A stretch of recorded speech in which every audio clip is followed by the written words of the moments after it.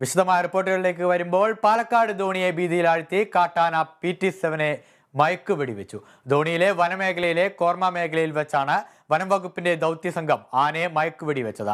മയങ്ങിയ ആനയെ കുങ്കി ആനകളുടെ സഹായത്തോടെ ലോറിയിലേക്ക് മാറ്റുകയാണ്. ആന്റണി ജിസ് ജോർജ് ചേരുന്നുണ്ട് വിശദാംശങ്ങൾ നൽകാൻ. ആന്റണി, ഇന്നലെ ഇന്നുമായി ഏകദേശം 8 മണിക്കൂർ നീണ്ട പരിശ്രമത്തിനൊടുവിലാണ് ആനയെ മയക്ക് വെടിവെച്ചത്. ഇന്നലെ ഏകദേശം 5.5 മണിക്കൂറോളം ഇതിനായി മെനക്കെട്ടിരുന്നു. ഇത് ഇന്നിപ്പോൾ 3 മണിക്കൂർ, രാവിലെ 4 മണിക്ക് തുടങ്ങിയ ശ്രമം 7:15 വിജയം കണ്ടത്. എങ്ങനെയാണ് രാവിലത്തെ മുതലുള്ള ഒരു ഈ ദൗത്യത്തിന്റെ ഒരു രീതി നോക്കുകയാണെങ്കിൽ എങ്ങനെ വിശകലനം ചെയ്യാം അതിനെ?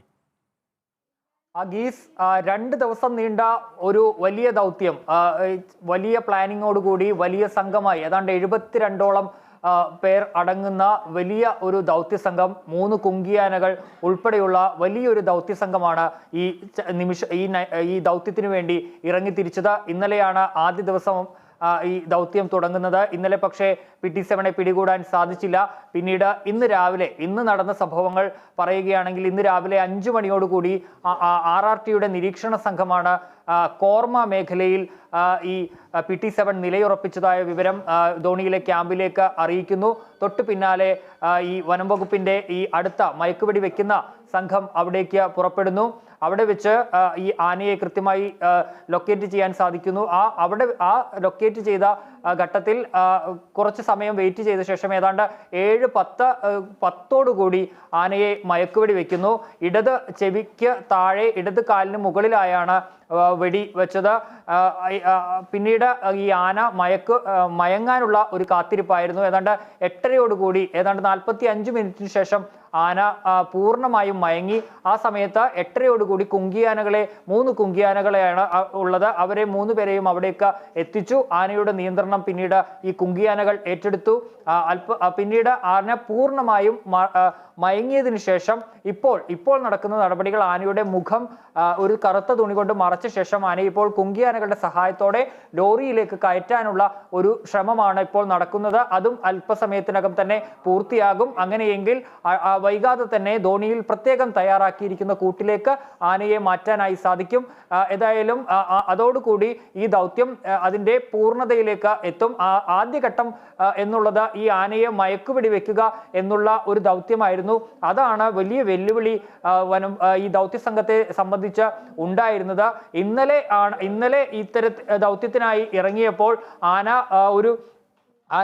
ഉൾക്കാട്ടിലേക്ക് പോകുന്ന ഒരു സാഹചര്യം ഉണ്ടായിരുന്നു. മാത്രമല്ല കൂടുതൽ സമയവും അതൊരു ചെങ്കുത്തായ പ്രദേശത്താണ് നിലയുറപ്പിച്ചത്. ഈ ചെങ്കുത്തായ പ്രദേശത്ത് വെച്ച് മയക്കുവെടി വെക്കുന്നതിന് ചില ബുദ്ധിമുട്ടുകൾ ഉണ്ടായിരുന്നു, പ്രായോഗിക ബുദ്ധിമുട്ടുകൾ ഉണ്ടായിരുന്നു.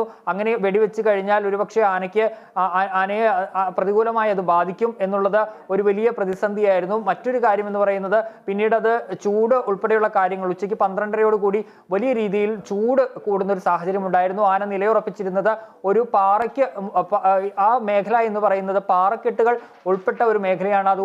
ആ മേഖലയിൽ അതുകൊണ്ട് ചൂട് വലിയ രീതിയിൽ ഉയർന്നു. അപ്പോൾ ഈ ഘടകങ്ങളെല്ലാം പരിശോധിച്ചപ്പോൾ ഇന്ന് മയക്കുവെടി വെക്കേണ്ടതില്ല എന്ന നിലപാടിലേക്ക് എത്തി. ദൗത്യ സംഘം വൈകിട്ട് 3 മണിയോടുകൂടി മടങ്ങുകയാണ് ചെയ്തത്. പക്ഷേ വനംവകുപ്പിന്റെ ആ നിരീക്ഷണ സംഘം അപ്പോഴും ഈ ആനയ്ക്ക് പുറകിൽ തന്നെ, ദൗത്യ സംഘത്തിലെ നിരീക്ഷണ സംഘം അപ്പോഴും PT-7 പുറകെ തന്നെ ഉണ്ടായിരുന്നു. ഇന്ന് പുലർച്ചയോടുകൂടി ആന ഈ ധോണി വനമേഖലയിലെ മുണ്ടൂരിനോട് ചേർന്നുള്ള കോർമ എന്ന പ്രദേശത്ത്, ഈ പ്രദേശം എന്ന് പറയുന്നത് ജനവാസ മേഖലയ്ക്കും അതുപോലെ തന്നെ ഉൾക്കാടിനും ഇടയ്ക്കുള്ള പ്രദേശമാണ്. വളരെ സുരക്ഷിതമായ ഒരിടമാണ്. ഈ മേഖലയിൽ ആനയുടെ സാന്നിധ്യം കണ്ടെത്തിയതിനു ശേഷം വനം വകുപ്പിന്റെ പ്രത്യേക സംഘം അവിടേക്ക് മറ്റ് ഈ മയക്കുവെടി വെക്കുന്ന വിദഗ്ധർ ഉൾപ്പെടെ ഡോക്ടർ അരുൺ സക്രയുടെ നേതൃത്വത്തിലുള്ള സംഘം അവിടേക്ക് എത്തുന്നു. അവിടെ വെച്ച് ആനയെ സുരക്ഷിതമായ ഒരു സ്ഥലത്തേക്ക് എത്തിച്ച ശേഷം അല്ലെങ്കിൽ കണ്ട ശേഷം മയക്കുവെടി വെക്കുന്നു. കേവലം 50 മീറ്റർ ദൂരത്ത് നിന്നാണ് ആനയെ മയക്കുവെടി വെക്കുന്നത്. ആനയുടെ ഇടത് ചെവിക്ക് സമീപം ആണ് മയക്കുവെടി ഏറ്റത്.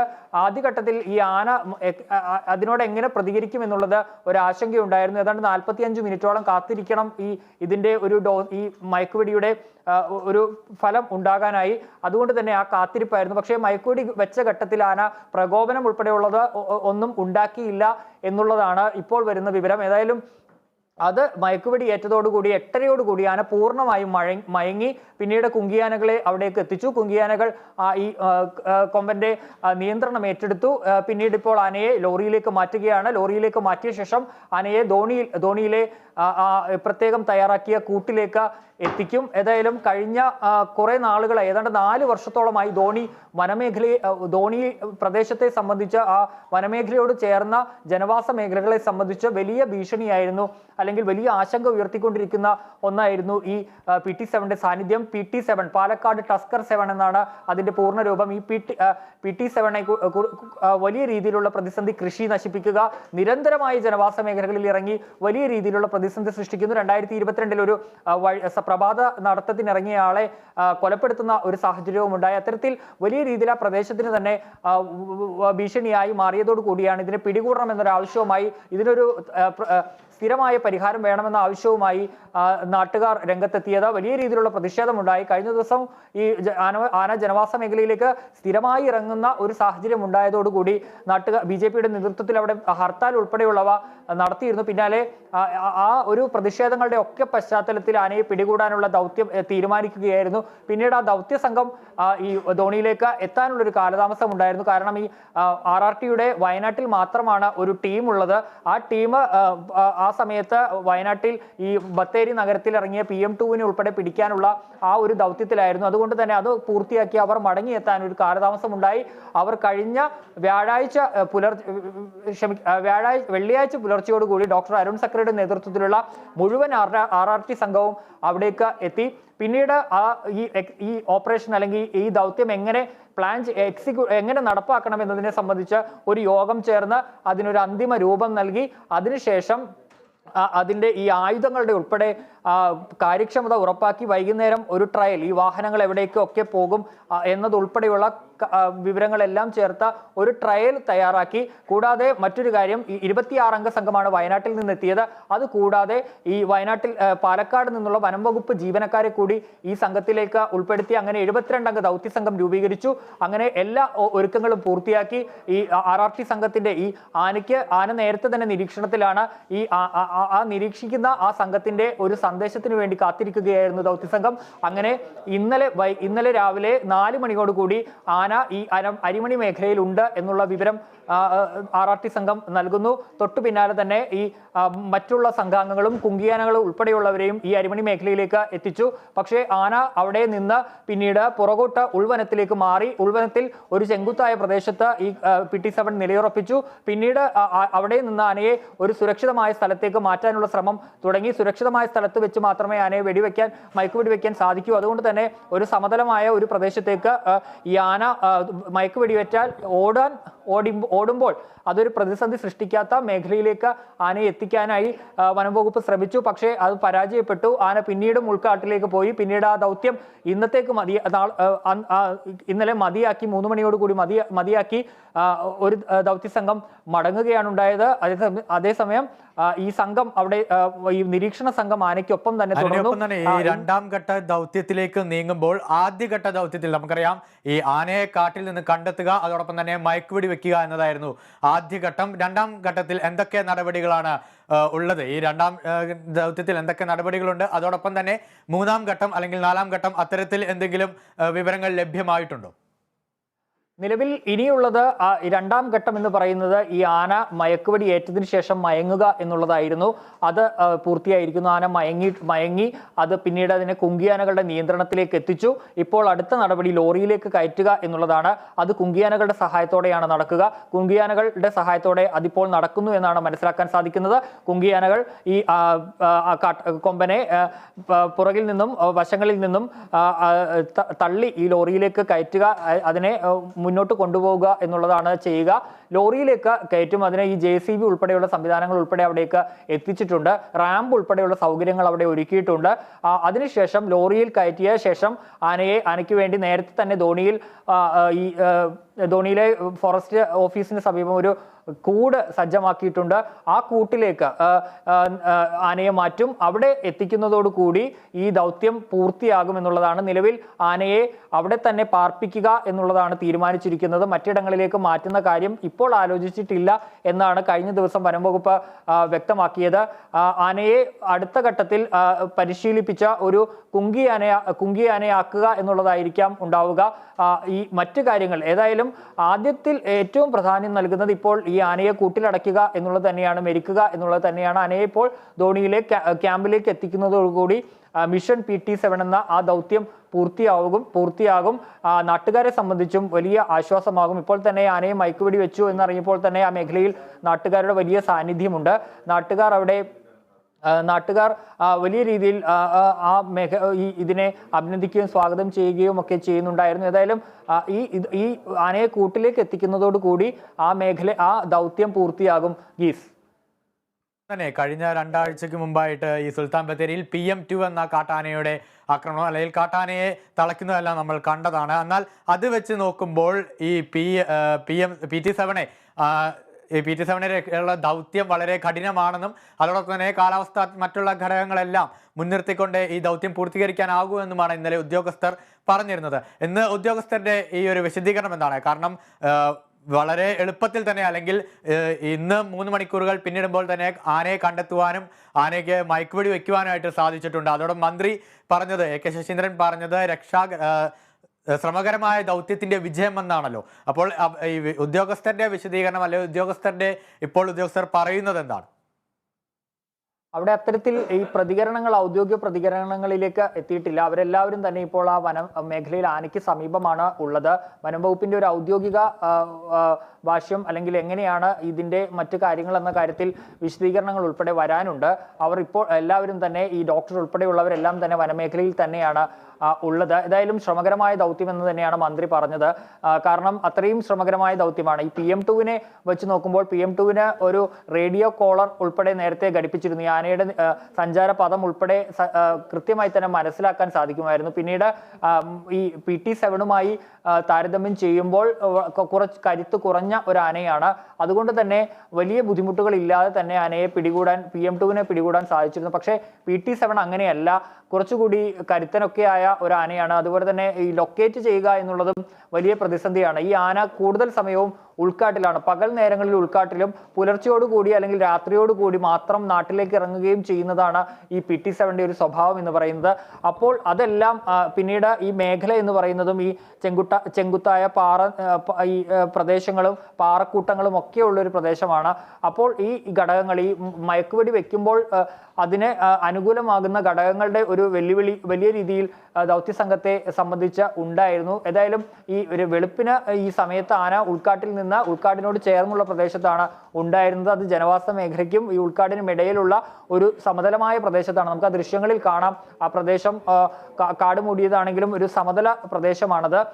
ആ മേഖലയിൽ വലിയ പ്രതിസന്ധികളൊന്നുമില്ലാതെ തന്നെ മയക്കുവെടി വെക്കാനായി സാധിച്ചു എന്നുള്ളതാണ്. ഏതായാലും ഈ ഉദ്യോഗസ്ഥർ അതുമായി സംബന്ധിച്ചുള്ള പ്രതികരണങ്ങളൊക്കെ അവർ ഇനി ആനയുമായി പുറത്തേക്ക് വന്ന ശേഷമാണ് ഔദ്യോഗിക പ്രതികരണങ്ങളൊക്കെ ഉണ്ടാവുക. ഏതായാലും ദൗത്യം വിജയിച്ച സന്തോഷത്തിലാണ് അവർ ഉള്ളത്. ഏതായാലും ഇതിൽ നിന്ന് ഈ ആനയെ പിടികൂടാതെ പുറകോട്ട് പോകില്ലെന്ന് കഴിഞ്ഞ ദിവസം തന്നെ ഈ വനം വകുപ്പിന്റെ ദൗത്യ സംഘം വ്യക്തമാക്കിയിരുന്നു. ഏതായാലും ഇപ്പോൾ ആ ദൗത്യം വിജയിച്ചിരിക്കുന്നു എന്നുള്ളത് തന്നെയാണ്.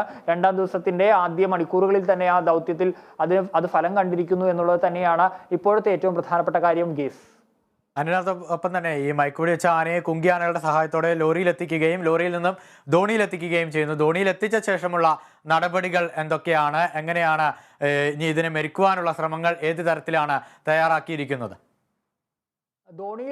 ധോണിയിൽ നേരത്തെ തന്നെ ആനയ്ക്കായി ഒരു കൂട് തയ്യാറാക്കിയിട്ടുണ്ട്. ശക്തമായൊരു കൂട് നേരത്തെ തന്നെ അവിടെ തയ്യാറാക്കിയിട്ടുണ്ട്. ഈ കൂട്ടിലേക്ക് എത്തിക്കും. അവിടെ നിന്ന് ഈ ലോറിയിൽ നിന്ന് കുങ്കിയാനകളുടെ സഹായത്തോടെ ആനയെ ലോറിയിൽ നിന്ന് ഇറക്കിയ ശേഷം കുങ്കിയാനകൾ തന്നെയാകും, അവരുടെ സഹായത്തോടെ തന്നെയാകും ഇതിനെ കൂട്ടിലേക്ക് മാറ്റുക. ഒരു തരത്തിലും ഈ കൂട് തകർക്കാൻ കഴിയാത്ത തരത്തിലുള്ള കൂടാണ് ധോണിയിൽ വനം വകുപ്പ് തയ്യാറാക്കിയിട്ടുള്ളത്. അത് ആനയ്ക്കും സുരക്ഷിതമായ, ആന തകർക്കാൻ നോക്കിയാൽ ആനയ്ക്ക് പരിക്ക് പറ്റാത്ത തരത്തിലുള്ള കൂടാണ് കൂടാണ് സജ്ജമാക്കിയിരിക്കുന്നത്. അത്തരത്തിൽ ആ കൂട്ടിൽ വെച്ച് നിലവിൽ ഈ മരിക്കുന്ന നടപടികളിലേക്ക് ഒക്കെ പോകാം. ഇപ്പോൾ ആ കൂട്ടിലേക്ക് അടയ്ക്കുക എന്നുള്ളതാണ് നിലവിൽ ഉള്ള തീരുമാനം. മറ്റ് തീരുമാനങ്ങളൊക്കെ ഔദ്യോഗികമായും മുകൾ തട്ടിൽ നിന്ന് വരേണ്ടതാണെന്നാണ് നേരത്തെ കഴിഞ്ഞ ദിവസം assistant conservator of forest B Ranjith മാധ്യമങ്ങളോട് പറഞ്ഞത്. അത്തരം കാര്യങ്ങളിൽ ഇനി എന്താകും, ഈ കൂട്ടിൽ അടച്ചു കഴിഞ്ഞാൽ എന്ത് നടപടികളാണ് അടുത്തത് എന്നുള്ളത്. ഇനി ആനയെ ഇപ്പോൾ മുത്തങ്ങയിലാണ് ഒരു ആന പരിപാലന കേന്ദ്രമുള്ളത്, അവിടേക്ക് മാറ്റുമോ എന്നുള്ളത് ഉൾപ്പെടെയുള്ള കാര്യങ്ങളിൽ തീരുമാനമാകേണ്ടതുണ്ട്. പരിശീലനം ഉൾപ്പെടെ നൽകുന്ന കാര്യത്തിൽ ഉൾപ്പെടെ അത് പിന്നീടായിരിക്കും തീരുമാനം ഉണ്ടാവുക. ഏതായാലും ആന ഇപ്പോൾ നിലവിൽ ധോണിയിലെ ഇപ്പോൾ തയ്യാറാക്കിയിരിക്കുന്ന കൂട്ടിലേക്ക് പാർപ്പിക്കാനാണ് നിലവിൽ തീരുമാനിച്ചിരിക്കുന്നത്. ഗീസ്, ജനങ്ങൾക്ക് വളരെ ആശ്വാസകരമായ വാർത്ത തന്നെയാണ് അല്ലെ ആന്റണി? കാരണം കഴിഞ്ഞ കുറേ ദിവസങ്ങളിലായിട്ട്, വർഷങ്ങളായിട്ട് തന്നെ കാർഷിക മേഖലയെ പോലും ദുരിതത്തിലാക്കുന്ന ജനജീവിതത്തെ പോലും നമുക്കറിയാം. പ്രത്യേകിച്ച് പാലക്കാടിൻ്റെ വനമേഖലയാണ്, അവിടെ കൃഷി രീതിയൊക്കെ തന്നെയാണ്, പരമ്പരാഗതമായി കൃഷി ചെയ്തു വരുന്ന ജനങ്ങളാണ്. അവർക്ക് വലിയ രീതിയിലുള്ള തിരിച്ചടിയായിരുന്നു PT-7 ഒരു ആക്രമണമെല്ലാം. അതിന് വലിയ രീതിയിൽ വിലങ്ങുതടിയിട്ടു, അല്ലെങ്കിൽ അതിന് ഒരു ശമനമുണ്ടായി എന്ന് തന്നെ കരുതാം അല്ലേ? തീർച്ചയായും ജനങ്ങളെ സംബന്ധിച്ചിപ്പോൾ വലിയ ആശ്വാസത്തിന്റെ വാർത്തയാണ്. പെട്ടെന്നൊക്കെയാണ് ജനവാസ മേഖലയിൽ ഈ കാട്ടാന ഇറങ്ങുന്നത്. എല്ലാ പുലർച്ചകളിലും ഈ കഴിഞ്ഞ കാലങ്ങളിലൊക്കെയും ഒരു മാസം ഉൾപ്പെടെയായി എല്ലാ ദിവസവും തന്നെ PT-7 പാലക്കാട് ജനവാസ മേഖലകളിൽ ഇറങ്ങി എന്ന തരത്തിലുള്ള വാർത്തകൾ എല്ലാ ദിവസങ്ങളിലും തന്നെ വരുന്നുണ്ട്. അത് കൃഷിനാശം ഉൾപ്പെടെ വരുത്തുന്നു, ഒരാളുടെ ജീവൻ വരെ കവർന്ന സാഹചര്യമൊക്കെ ഉണ്ടായി. അത്തരത്തിൽ വലിയ രീതിയിലുള്ള ഒരു പ്രതിസന്ധിയാണ് ജനങ്ങളെ സംബന്ധിച്ച് ഉണ്ടായിരുന്നത് ഈ PT-7 ഈ ശല്യം മൂലം. അതുകൊണ്ട് തന്നെയാണ് ഇതിനെ പിടികൂടണം എന്നുള്ളൊരു നിലപാടിലേക്ക് ജനങ്ങൾ എത്തിയത്. ആ പ്രതിഷേധം ഉൾപ്പെടെയുമായി അവർ രംഗത്തേക്ക് എത്തിയത്. അതിന്റെ ഭാഗമായാണ് ഇപ്പോൾ ആനയെ പിടികൂടിയിരിക്കുന്നത്. നാട്ടുകാരെ സംബന്ധിച്ചൊക്കെ കുറെ നീണ്ട കാലമായി അവർ അനുഭവിക്കുന്ന ഒരു പ്രശ്നത്തിന്റെ ഒരു ഫലമാണ്. പക്ഷേ പാലക്കാട് ജില്ലയെ സംബന്ധിച്ച്, അല്ലെങ്കിൽ ഈ മേഖലയെ സംബന്ധിച്ച് മറ്റ് കാട്ടാനകളും ഈ മേഖലയിലേക്ക് ഇറങ്ങുന്നുണ്ട്, അല്ലെങ്കിൽ മറ്റു മൃഗങ്ങളും വന്യജീവിയിലെ ഒക്കെ ശല്യങ്ങൾ ജനവാസ മേഖലകളിൽ ഉണ്ടാകുന്നുണ്ട്. പക്ഷേ അതൊക്കെ വെച്ച് നോക്കുമ്പോൾ PT-7 ശല്യം കഴിഞ്ഞ കുറേ വർഷങ്ങൾ, 4 വർഷത്തോളമായി PT-7 ശല്യം ഈ ധോണിയിലെ കുറച്ച് സ്ഥലങ്ങൾ, മുണ്ടൂര്, വിയ്യാപുരം, അങ്ങനെ കുറച്ച് ഭാഗങ്ങൾ ഉണ്ട്. ആ മേഖലകളിലൊക്കെ വലിയ രീതിയിലുള്ള പ്രതിസന്ധി ഉണ്ടാക്കുന്നുണ്ടായിരുന്നു. ഏതായാലും ഇപ്പോൾ അതിനൊരു ഫലം, അല്ലെങ്കിൽ അതിനൊരു പരിഹാരമായിരിക്കുന്നു എന്നുള്ളത് തന്നെയാണ് ഇപ്പോൾ PT-7 കൂട്ടിലാകുമ്പോൾ ഉണ്ടാകുന്നത്. അത് നേരത്തെ ഈ അടുത്ത കാലങ്ങളിലൊക്കെ കേരളത്തെ വിറപ്പിച്ച കുറെ കൊമ്പന്മാരുണ്ടായിരുന്നു. ആ കൂട്ടത്തിലേക്ക് ഇപ്പോൾ PT-7 ആ കൂട്ടിലായിരിക്കുന്നു എന്നുള്ളതാണ് പ്രധാനപ്പെട്ട ഒരു കാര്യം. ഏതായാലും ജനങ്ങളെ സംബന്ധിച്ച് വലിയ ആശ്വാസത്തിന്റെ വാർത്ത തന്നെയാണ് ഉണ്ടാകുന്നത്, ധോണിയിലെ ജനങ്ങളെ സംബന്ധിച്ച് ഉണ്ടായിരിക്കുന്നത്.